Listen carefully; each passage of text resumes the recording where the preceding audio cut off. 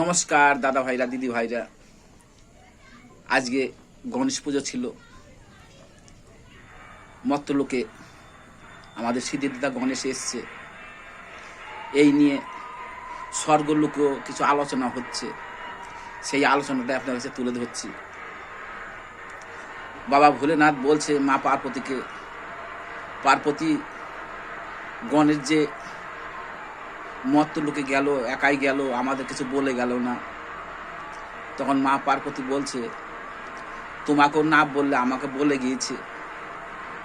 কেন? মত্তলোকের খুব একটা অবস্থা ভালো নয়। বিশেষ করে ভারতবর্ষে বোমাবাজি, গুলিবাজি খুব চলছে।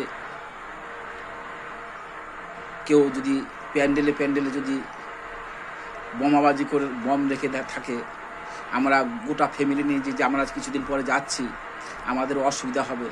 সেই জন্য আমাদের গণেশ সেটা তদন্ত করতে গিয়েছে, আমাকে বলে গিয়েছে। আর বিশেষ করে এবারে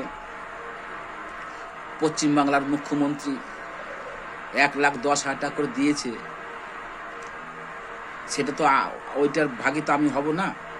কেন? ওরা মদে ভাতে ওটা উড়িয়ে দিবে, গাঞ্জাতে উড়িয়ে দিবে। সেই গাঞ্জার ভাগ তো তুমিও পাবে, তোমার মজাই হবে। এবার 1,10,000 টাকা করে দিয়েছে, গাঞ্জাটা এবার বেশি আসবে, তুমি চুটিয়ে খেতে পারবে।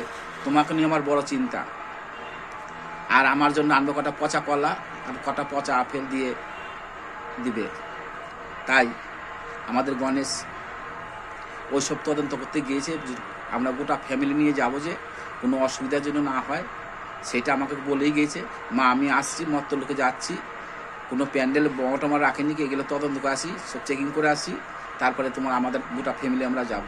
তো যাই হোক, এই আলোচনা হচ্ছে। রাখছি দাদা ভাইরা।